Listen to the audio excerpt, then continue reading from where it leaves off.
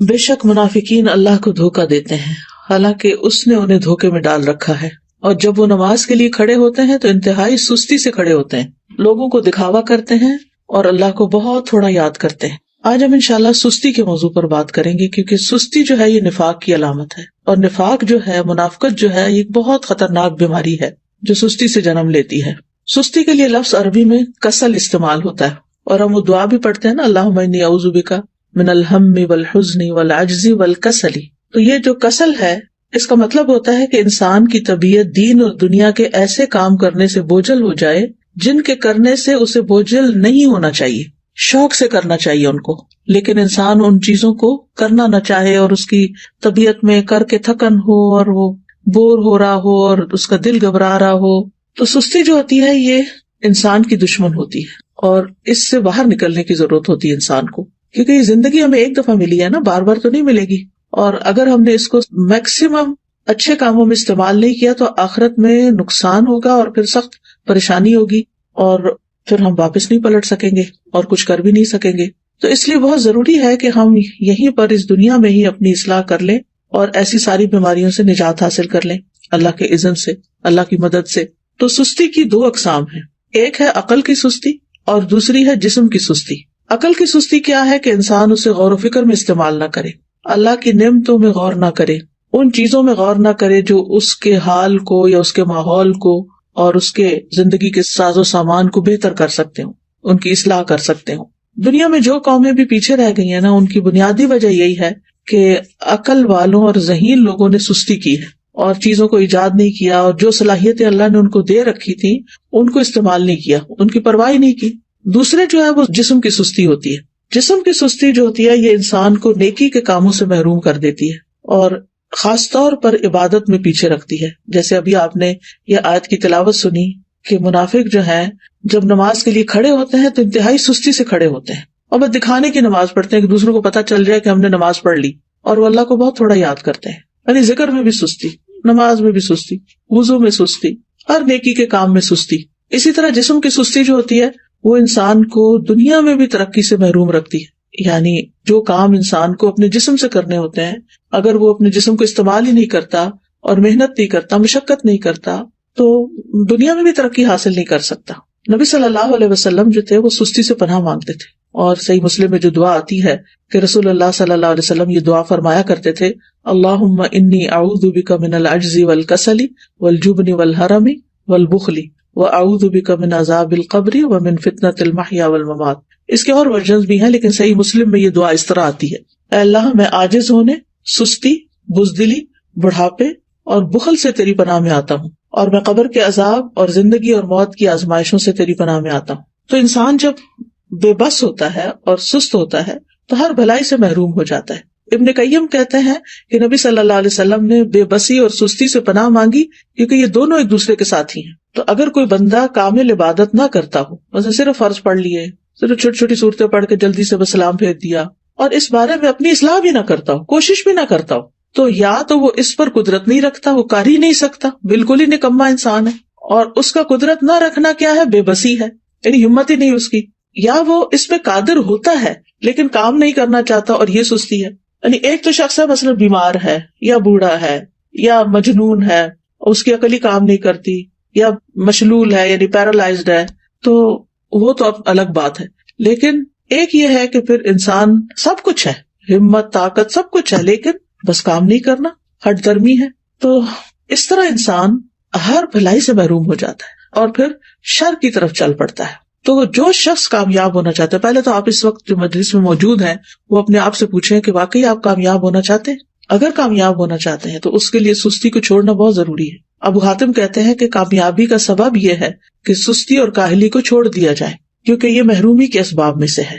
سستی انسان کی پروقار شخصیت کی بھی دشمن ہے، اور خاص طور پر اگر انسان کو کسی کام کا موقع مل جائے، جیسے آپ لوگوں کو قرآن مجید کی تعلیم حاصل کرنے کا موقع ملا ہوا ہے، اور پھر اس کے بعد آپ اپنے کورس کو پراپر طریقے سے نہ کریں، ٹیسٹ کی تیاری نہ کریں، وقت پر ٹیسٹ میں حاضر نہ ہوں، ری ٹیسٹ ٹائم پر نہ دیں، اور اپنی جوانی کا، اپنے وقت کا، اپنی عمر کا 1 سال وہ صرف سستی میں گنوا دیں، تو یہ تو بہت بڑی غلطی ہے، اور یہ تو اپنے لیے تباہی لانا ہے۔ یعنی یہ ناکامی، کیونکہ بہت سے اسٹوڈینٹس جب ایڈمیشن لیتے ہیں اور پاس نہیں ہوتے اور پھر سال گزار کے چلے جاتے ہیں، نہ سرٹیفکیٹ لیا، نہ کوئی قرآن مکمل کیا، اور نہ ہی کوئی جو کرنے کے کام تھے وہ کیے، نہ پوری طرح سارے لیسن سنے، نہ سارے سبجیکٹس اٹینڈ کیے، کبھی صبح دیر سے آیا، یعنی مختلف طریقے سے اپنا وقت ضائع کیا، تو پھر آپ دیکھیے کہ کل قیامت کے دن کتنی ریگریٹس ہوں گی کہ کاش ہم اپنا یہ وقت صحیح طرح استعمال کرتے. اور اگر ہم ان لوگوں کو دیکھیں گے جو ہم سے آگے نکل گئے تو ہمیں کتنی شرمندگی اور کتنی پریشانی ہوگی کہ ہمارے پاس بھی یہی وقت تھا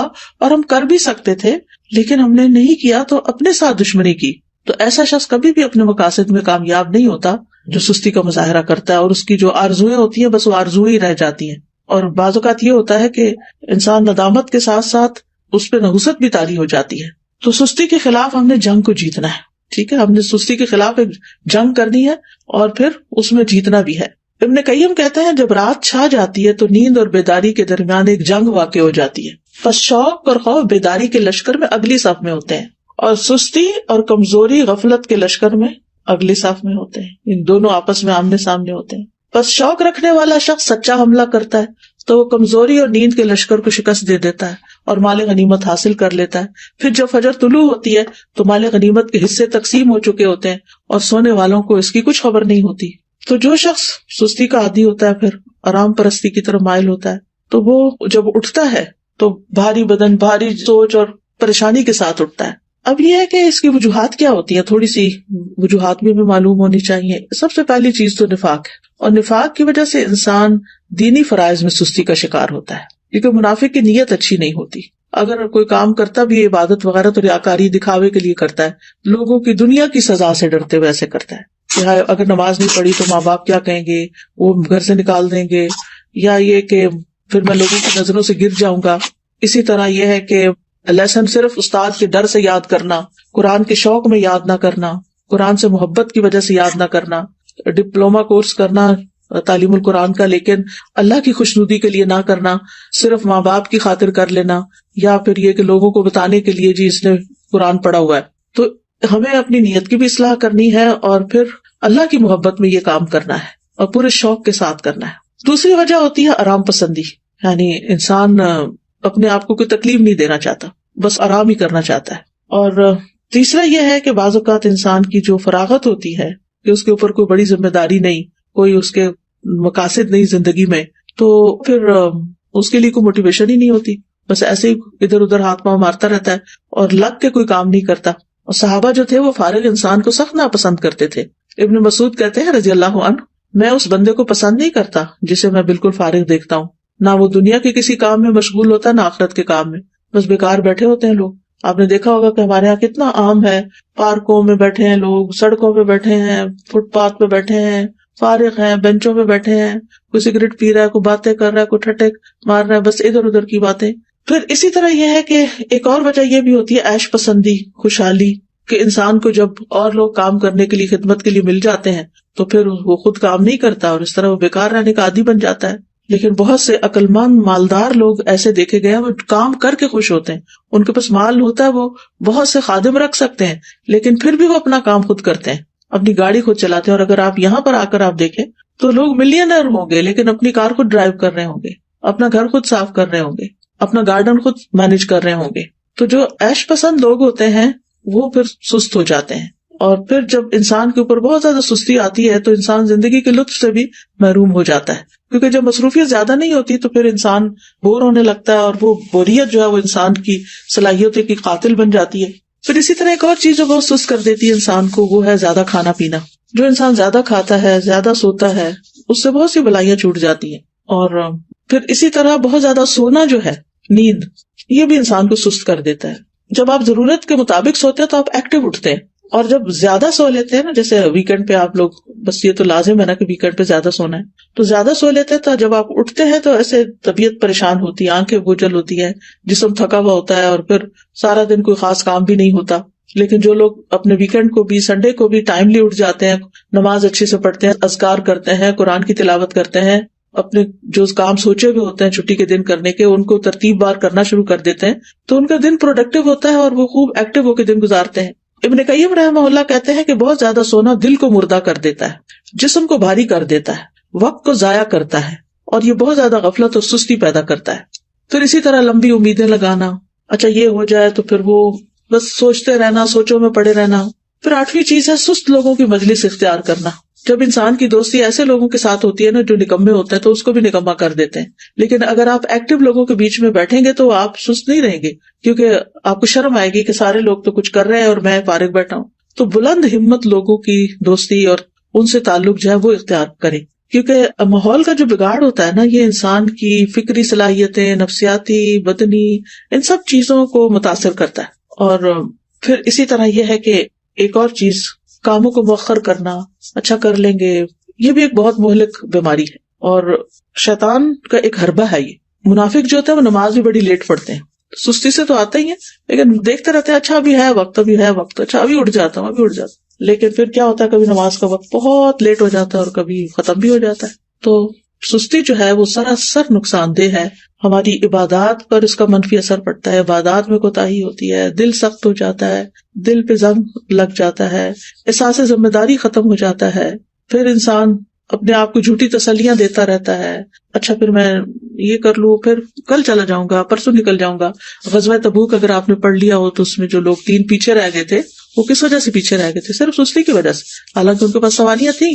پھر اسی طرح یہ کہ سستی کی وجہ سے انسان کا بڑا قیمتی وقت ضائع ہو جاتا ہے، کیونکہ انسان سستی کے وقت کو کسی پروڈکٹیو اور بہت اچھے مفید کام میں نہیں لگا پاتا، انسان کے وقت کی برکت بھی اٹھ جاتی ہے. تو اس لیے بہت ضروری ہے کہ ہم جلد از جلد سستی کا علاج کریں اور اس سے چھٹکارا پائیں. سب سے پہلی چیز اللہ سبحانہ وتعالیٰ سے مدد مانگے، کیونکہ اللہ ہی مددگار ہے. واللہ المستعان. نبی صلی اللہ علیہ وسلم نے فرمایا وَاسْتَعِن بِاللَّهِ وَلَا تَعْجِزْ. اللہ سے مدد مانگو اور کمزور نہ پڑو، عاجز نہ بنو. اسی حدیث میں آتا ہے احرص علی ما ينفعک، جو چیزیں تمہیں نفع دینے والی ہیں ان کی حرص رکھو، یعنی ان کے لیے ایک شوق رکھو اپنے دل میں. تو بہرحال اللہ سے مدد مانگے اور نیت کر لینی ہے کہ میں نے اللہ کی مدد سے انشاءاللہ اپنی سستی چھوڑ دینی ہے. اور پھر یہ دعا بھی پڑھنی ہے، اللہم انی اعوذ بک من الہم والحزن والعجز والکسل، آخر تک. یہ روزانہ کی دعاؤں میں شامل کر لیں. مثلاً آپ نماز کے بعد بھی پڑھ سکتے ہیں، اتحیات کے جب دروشی پڑھ لیتے ہیں اس کے بعد دعائیں کرنے کا وقت ہوتا ہے اس وقت بھی پڑھ سکتے ہیں. تو تیسرا یہ کہ دن کا آغاز جو ہے نا وہ اذان فجر سے یا تو پہلے کریں یا پھر ساتھ ہی کر لیں، اور پھر وضو کریں، ذکر کریں، نماز ادا کریں. تو اس سے بھی انسان کی ساری گرہیں کھل جاتی ہیں جو شیطان ہر روز انسان پہ سوتے وقت لگا دیتا ہے اور انسان کو تھپکیاں دیتا رہتا ہے کہ ابھی تو رات بہت لمبی ہے. تو جب انسان اٹھتا ہے اور اللہ کا ذکر کرتا ہے اور پھر وضو کرتا ہے، نماز پڑھتا ہے، تو اس کی ساری گرہیں کھل جاتی ہیں جو شیطان نے لگائی ہوتی ہیں اور وہ حشاش بشاش خوش مزاج اٹھتا ہے. اور ورنہ پھر صبح نفس کی خباثت اور سستی کے ساتھ ہوتی ہے. پھر اسی طرح انسان اپنے ذہن میں یہ بات رکھے کہ میں نے سابقون السابقون میں ہونا ہے، مقربون میں ہونا ہے، اللہ کے قریب ہونا ہے. تو اللہ سبحانہ وتعالیٰ کی قربت حاصل نہیں ہو سکتی جب تک کہ انسان اللہ کے راستے میں دوڑ نہیں لگاتا. قرآن مجید میں آتا نا وَسَارِعُوا إِلَىٰ مَغْفِرَةٍ مِّن رَّبِّكُمْ وَجَنَّةٍ عَرْضُهَا السَّمَاوَاتُ وَالْأَرْضُ أُعِدَّتْ لِلْمُتَّقِينَ. ایک دوسرے سے بڑھ کر دوڑو اپنے رب کی بخشش کی طرف اور اس جنت کی طرف جس کی چوڑائی آسمان و زمین کے برابر ہے، وہ متقین کے لیے تیار کی گئی ہے. تقوی والے جو ہوتے ہیں ان سے غلطی ہو جائے، سستی ہو جائے تو فوراً توبہ کرتے ہیں، مغفرت کی طرف دوڑتے ہیں، جنت کا شوق رکھتے ہیں، اللہ کی طرف دوڑ کے جاتے ہیں. پھر یہ ہے کہ اس بات کے اوپر پریشان ہونا کہ سستی منافقین کی صفات میں سے، تو میں نے منافقت سے نکلنا ہے کیونکہ منافقت بہت بہت نقصان دہ ہے انسان کے لیے. پھر اسی طرح یہ ہے کہ انسان کا اپنی فوڈ، اپنی ایکسرسائز، اپنی سونے جاگنے کے اوقات اور دن بھر ایکٹیو رہنے کے طریقے، ان کے اوپر ورک کرنا. یعنی باقاعدہ آپ دیکھیں گے کہ اپنے آپ کو چیک کریں گے کہ آپ کھاتے کیا ہیں، آپ سوتے کس وقت ہیں، آپ اٹھتے کس وقت ہیں، ورزش کتنی کرتے ہیں اور باقی اپنے کام کتنے کرتے ہیں، اور دن میں اگر سوتے ہیں تو کتنی دیر سوتے ہیں. قیلولہ کرنا تو اس کو تو پاور نیپ کہتے ہیں، وہ سستی کی بجائے انسان کو اور ایکٹیو کر دیتا ہے باقی دن کے لیے. لیکن گھنٹوں بھر سونا دن کو اور رات کو جاگنا، تو اس سے تو پھر انسان کو فائدہ نہیں ہوتا، یہ تو پھر سستی ہے. پھر اسی طرح یہ کہ ہمت بلند رکھیں، اپنے آپ سے مایوس نہ ہو کہ میں نہیں کچھ کر سکتی، میرا نہیں خیال میں ٹھیک ہو سکتی. نہیں، سب کچھ ہو سکتا ہے. اگر آپ کو کوئی جسمانی کمزوری ہے، کوئی بیماری ہے تو اس کا علاج کریں، کوئی وٹامنز لیں، اپنی فوڈ ٹھیک کریں، بریدنگ ایکسرسائز کریں، واک کریں، اور پھر اللہ کا ذکر کثرت سے کریں کیونکہ منافق ذکر نہیں کرتے. پھر فارغ وقت میں مفید اور نفع مند کام کریں، کسی کی مدد کریں، اپنے والدین کی خدمت کریں. اگر آپ ہاسٹل میں ہیں تو ہاسٹل میں مختلف کاموں میں مدد کریں. ضروری نہیں کہ کوئی کہے کہ یہ کر دو تو پھر کریں. بعض لوگ خود بھی، مجھے اچھی طرح یاد ہے جب F8 میں الہدا کا ہاسٹل بھی اور کلاسز بھی ہوتی تھی، تو ایک بچی تھی ماشاءاللہ، وہ لائر تھی، کہنے کا مطلب یہ کہ ہائیلی ایجوکیٹڈ بھی تھی، لیکن شام کے وقت کبھی میرا جانا ہوتا تھا تو ماشاءاللہ وہ خود وائپر لے کے باہر کے فرنٹ ایریا کو وائپ کر رہی ہوتی تھی، اس کی صفائی کر رہی ہوتی تھی، اور پھر اس کے بعد گھر جاتی تھی. تو مجھے حیرت ہوتی تھی کہ اللہ نے کتنا اس کے اندر خیر رکھی اس بچی کے اندر، کہ اس کا علم، اس کی قابلیت، اس کا ہنر اس کو اس بات سے نہیں روکتا کہ یہ اس طرح کے معمولی جن کاموں کو معمولی، حالانکہ طہارت تو نصف ایمان ہے، لیکن جن کاموں کو ہمارے کلچر میں معمولی سمجھا جاتا ہے وہ بھی خوشی سے کر رہی ہوتی ہے. تو کچھ لوگ خود سے خود کام نکال لیتے، اور کچھ لوگوں کے سامنے کام پڑا تو ان کو نظر نہیں آتا. تو ظاہر ہے کچھ لوگوں نے اپنا آخرت کا اعمال نامہ جو ہے اس کو وزنی کرنا ہوتا ہے، تو انہوں نے تو بڑے اچھے اچھے کام کرنے ہی ہوتے ہیں. اور کچھ لوگ ایسے ہیں کہ جنہوں نے بس دنیا کے 4 دن کوئی زندگی سمجھا ہوا اور اس کو جیسے تیسے گزار رہے ہیں. تو کوئی اپنے فارغ گیپس نہیں جانے دے، اپنے دن میں ہر وقت کوئی نہ کوئی فائدہ مند کام کریں، اور ہر وقت لذت کی تلاش میں نہ رہے کہ بس جس چیز میں مزہ آئے گا بس میں وہ کروں گی. نہیں، بس جو کرنے کا کام ہے جو آخرت میں فائدہ دینے والا ہے وہ مجھے کرنا ہے. آپ کو پتا نا کہ جنت جو ہے وہ ناپسندیدہ چیزوں سے گھیر دی گئی ہے، تو جب ہم اپنے وہ فائدہ مند کام جو بظاہر ناپسندیدہ ہیں ان کو بھی کریں گے تو انشاءاللہ بہت فائدہ ہوگا. پھر اسی طرح فارغ اوقات میں یا جو چھوٹے چھوٹے وقفے ہیں ان میں آپ ذکر اذکار کر سکتے ہیں، قرآن مجید حفظ کر سکتے ہیں، کوئی احادیث حفظ کر سکتے ہیں. لسٹ بنا کے کاموں کی صبح کے وقت ہی رکھ لیں جو کرنے والے ہیں، تو انشاءاللہ آپ دیکھیں گے کہ آپ انجوائے کریں گے، زندگی کو بھی انجوائے کریں گے، آپ کے دل کے اندر ایک راحت ہوگی. پھر اسی طرح یہ کہ کوئی بک ریڈنگ کی عادت ہو، کوئی اور اسی طرح دل پسند مشغلیں ہوں. دل پسند مشغلے سے مراد کو مفید پروڈکٹیو کام جو ہے. پھر اسی طرح یہ ہے کہ ابن الجوزی کہتے ہیں کہ سستی کا سب سے مفید ترین علاج یہ ہے کہ محنت کرنے والے لوگوں کی سیرت میں غور کریں. محنت کرنے والے لوگوں کی سیرت میں غور کریں کہ بڑے بڑے لوگوں نے کیسے کام کیے. بس حیرت ہے اس پر جو نفع کے موسم میں بیکار رہنے کو ترجیح دیتا ہے، اور جب سرمایہ بکھیر دیا جاتا ہے تو اس کے حاصل کرنے کو چھوڑ دیتا ہے. ایک اور عالم فرقت ان کا نام ہے، کہتے ہیں کہ تم نے کام کرنے سے پہلے فارغ ہونے اور بے عمل ہونے کا لباس پہن لیا. کیا تم دیکھتے نہیں کہ محنت کرنے والے ادنا درجے کا لباس پہنتے ہیں، معمولی لباس پہنتے ہیں، اور جب وہ فارغ ہوتے ہیں تو نہا کر اچھے کپڑے پہن لیتے ہیں، لیکن تم نے کام کرنے سے پہلے ہی فراغت والا اچھا لباس پہن لیا. یہ بہت گہری بات ہے. یعنی جب انسان ینگ ہوتا ہے نا تو اس کا سارا فوکس کس چیز پہ ہونا چاہیے کہ وہ محنت کرے، کام کرے. اور علماء کی سیرت اگر ہم پڑھیں تو حیرانی ہوتی ہے کہ کس طرح ان کے پاس بعض اوقات لباس تک بدلنے کا وقت نہیں ہوتا تھا. بعض اوقات یہ نہیں کہ سستی پاری نہیں کرتے تھے، یعنی ان کی پرائرٹیز کچھ اور ہوتی تھی. اور پھر یہ کہ بعض اوقات پکانے کا وقت نہیں، کھانے کا وقت نہیں، لیکن وہ اپنے کاموں میں اتنے جتے ہوئے ہوتے تھے، اور پھر آج تک ان کے نام تاریخ میں زندہ ہیں. ان کی سیرت ہم پڑھتے ہیں اسی وجہ سے نا کہ جب کام کا وقت تھا تو انہوں نے کام کیا، اور اب وہ انشاءاللہ اپنی قبروں میں آرام کر رہے ہوں گے اور فائدہ اٹھا رہے ہوں گے اپنے کاموں کا.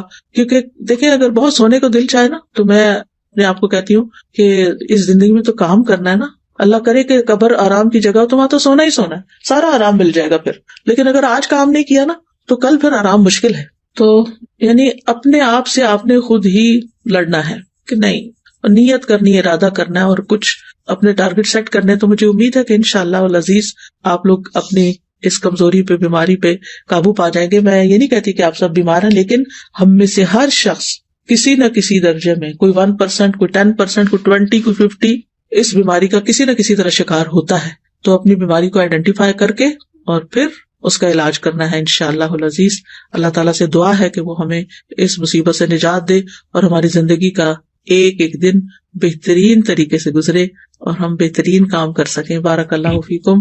وہ میرا ایک سوال تھا اس سے متعلق، میں نے یہ پوچھنا تھا کہ جو آپ نے بتایا نا کہ زیادہ سونا نہیں چاہیے اور چھٹی کے دن بھی کہ ہمیں صبح جلدی اٹھ کے سارے کاموں کو مکمل کرنے چاہیے، تو میں نے یہ پوچھنا تھا کہ ہم فجر کے وقت اٹھ کے قرآن پاک کی تلاوت وغیرہ کر لیتے ہیں، سارے کام وغیرہ کر لیتے ہیں، تو فجر کے بعد ہم سو سکتے ہیں؟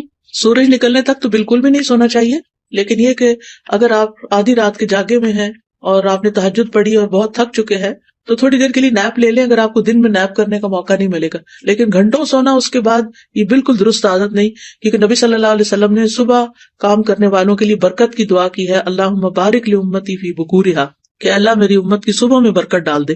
Ustaza, I just wanted to share a reflection that Azra Baji shared with us in class today.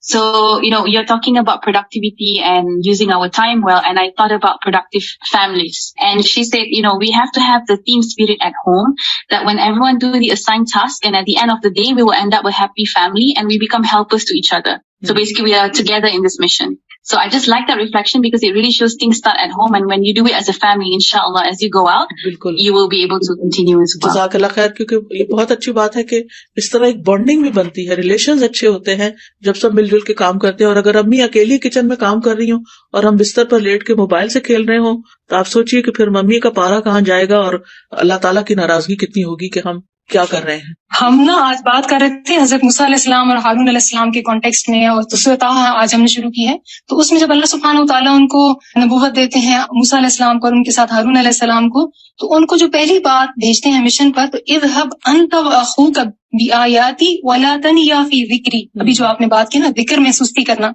तो जिक्र जो है एक बूस्टिंग है, ईमान बूस्टिंग चीज है और हर चीज की ब्यूटी है. और एक कोट मैं सिर्फ शेयर करना चाहती हूँ, hard work beats talent when talent doesn't work hard.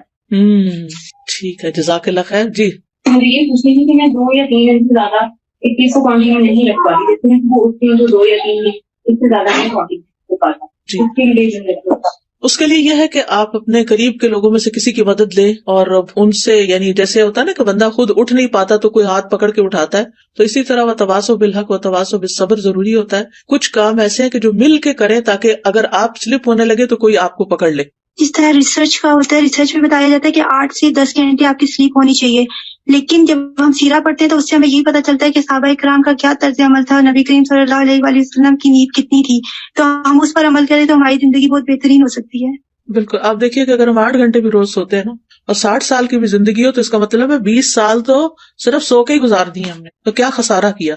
तो इसलिए कोशिश ये करनी चाहिए कि अपनी स्लीप को इस तरीके से मैनेज करें कि जिसमें सो के वक्त जाया ना हो. हमने 15वें बारे में भी पढ़ा कि आज के काम को कल पर मत छोड़ें. जैसे कि आज आपने भी बात की, तो मैंने उस टाइम यही सोचा था, मेरी नमाजों में थोड़ी सी मैं देर कर देती थी, लेकिन अभी उस टाइम भी मैंने अपने दिल में अहद किया और आज दोबारा ये अज़म मेरा पुख्ता हो गया है कि अब जो है मैंने आज के काम को कल पे नहीं छोड़ना है, क्योंकि ये भी नफाक की एक अलामत है. इंशाल्लाह वो आप ऐसा है कि आपस में बडीज बनाएं कि जो एक दूसरे को पकड़ के रखें और एक दूसरे से पूछते भी रहें कि तुम्हारे आज के ये सारे टारगेट्स पूरे हो गए.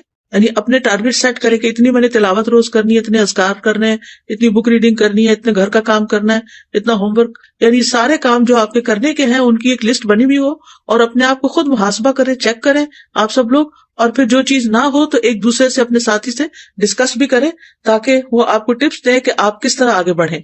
मैं यहाँ पे उस्ताजा एक बात ऐड करूंगी कि जैसे अभी आपने बात की थी ना कि हमें अपने आप को मुख्तलिफ पॉजिटिव बातें बोलनी चाहिए और अपने आप को जैसे पुश करना चाहिए. तो मैंने उस्ताजा एक रिसर्च पढ़ी थी और मुझे ना बहुत ज्यादा उससे इस तरह हेल्प हुई, जिससे उसमें उन्होंने कहा कि हमारे ब्रेन में ये क्वालिटी एबिलिटी होती है कि हम इसको रीग्रो कर सकते हैं. जैसे बाज दफा होता है कि हमारे जहन में ना कुछ सोचें बिल्ट हो जाती हैं और हम अपने आप को कहते हैं मैं ये भी नहीं कर सकती, मुझसे ये भी नहीं होता.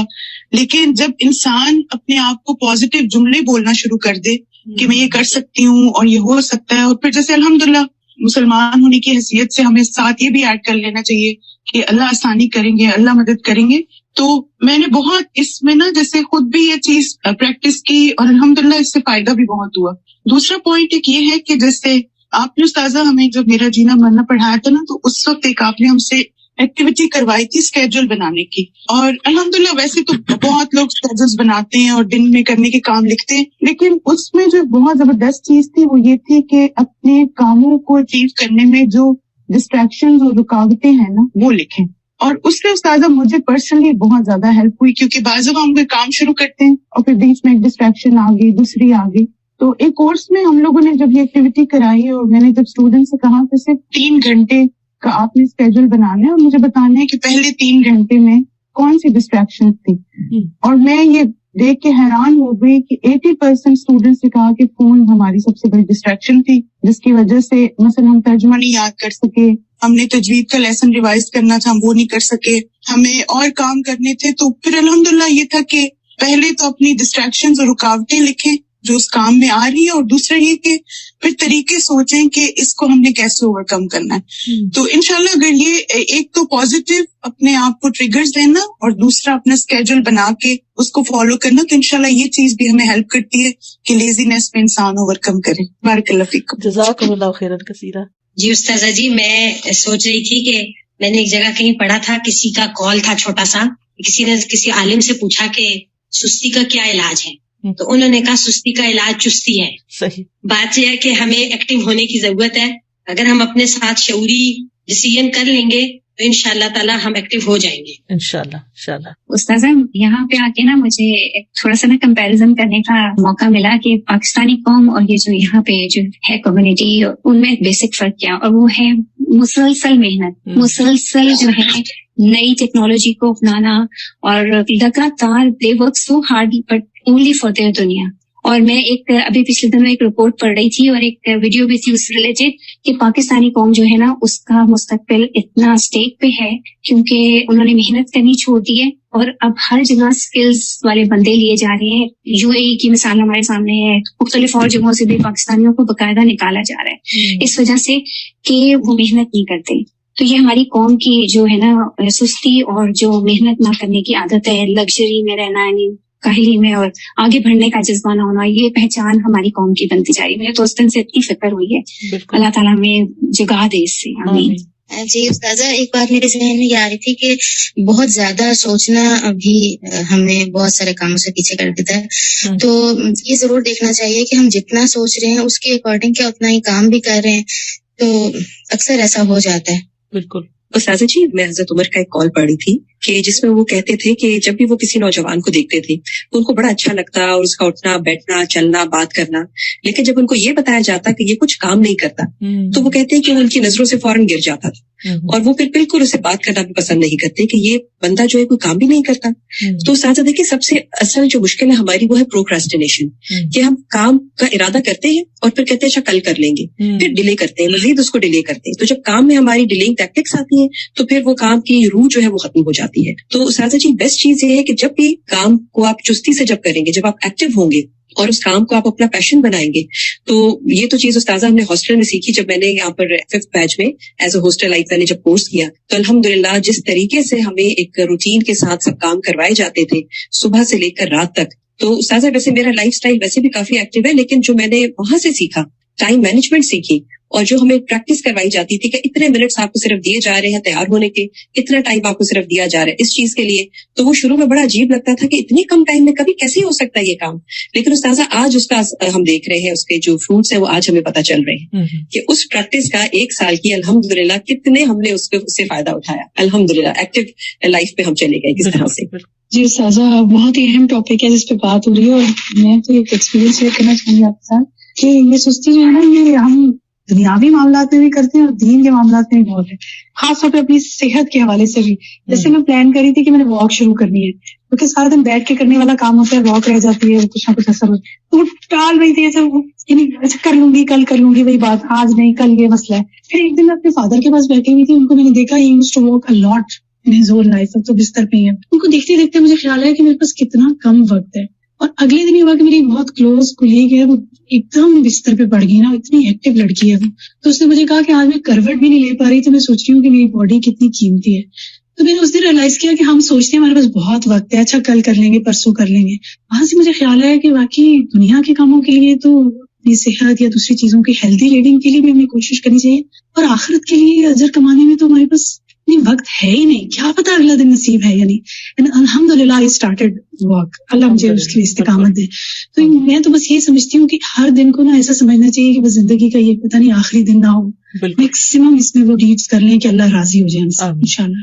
جی, میں پرسوں کتاب التوحید کا لیکچر سن رہی تھی, تو اس میں وہ بات یہی ہو رہی تھی, بہت ہی عمدہ لیکچر تھا کہ بعض دفعہ انسان نیکیاں کرتا رہتا ہے اور پھر سست ہو جاتا ہے, یعنی ارادہ بھی ہوتا ہے لیکن سستی چھا جاتی ہے, تو اس کی کیا وجہ ہوتی ہے. تو اس پہ انہوں نے بہت ساری جو وجوہات بتائیں, ان میں سے ایک وجہ یہ بھی بتائی کہ بعض دفعہ انسان کو جب کوئی نعمت ملی ہوئی ہوتی ہے یا کوئی نیکی کر رہے ہوتے ہیں تو اس کا حق ویسے ادا نہیں کرتے جیسے ہونا چاہیے. جیسے نمازی انہوں نے کہا کہ جوانی میں قوت ملی ہوئی ہوتی ہے تو نماز نہیں پڑھتے, دل نہیں چاہتا, یا پڑھ لیتے ہیں پھر ایک عمر آتی ہے جب دل چاہتا ہے کہ سجدے کریں، اس وقت سجدے نہیں ہوتی ہے. تو انہوں نے کہا کہ یہ جو چیز ہے انسان کے اندر کہ قدر کرنا نعمتوں کی، اور پھر وقت کی، اور اپنے جو فرائض ہیں ان کی، اور واجبات میں سستی نہ کرنا. کیونکہ کچھ چیزیں ایسی ہیں جن میں شاید سستی چل جاتی ہوگی، جیسے دنیا کے کچھ کام ایسے ہیں، لیکن واجبات میں سستی نہیں چل سکتی. اور اسی پر انہوں نے کہا کہ اللہ سے دعا کرنا اور اپنے سبب کو جان کر اس پر توبہ کرنا اور اس پر اپنی اصلاح کر لینا اس کو لوٹانے کا ذریعہ ہے کہ انسان کی وہ چستی، وہ توفیق واپس آ جاتی ہے. اور کبھی بھی اس کا الزام اللہ کو نہ دیں کہ اس نے مجھے توفیق نہیں دی، یہ بات نہ کہیں. اور آپ جتنا اسباب جانیں گے آپ کو 1 منٹ میں پتہ چل جائے گا کہ آپ کی وجہ کیا تھی. اور پھر انہوں نے کافی اس کی وجوہات بتائی. انہوں نے کہا کہ پھر انسان کو مختلف جو سزائیں ملتی ہیں وہ ریکگنائز نہیں کر رہا ہوتا کہ دنیا میں کیا کیا ہے. جیسے جسمانی سزا بعض دفعہ انسان کو ملتی ہے، جیسے نفسیاتی ڈپریشن. جیسے ابھی آپ نے کہا کہ فارغ ہو کر بھی انسان بعض دفعہ ڈپریشن میں چلا جاتا ہے، صرف یہ نہیں کہ کام نہ ہونے سے. پھر مال میں برکت اٹھ جاتی ہے، خاندان میں لڑائیاں یا بے رخی شروع ہو جاتی ہے.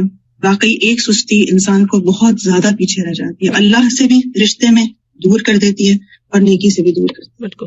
میں یہاں پر شیئر کرنا چاہوں گی کہ ایز اے مدر آف 4 گھر کے اندر جس طرح روٹین ہے ڈیو ٹو کووڈ، تو بہت زیادہ اوور ویلمنگ ہو گیا تھا کہ بس ہر وقت بچے اور سمجھ نہیں آیا تھا کہ کیسے پروڈکٹیوٹی کروں. تو میں نے پھر یہ پلان کیا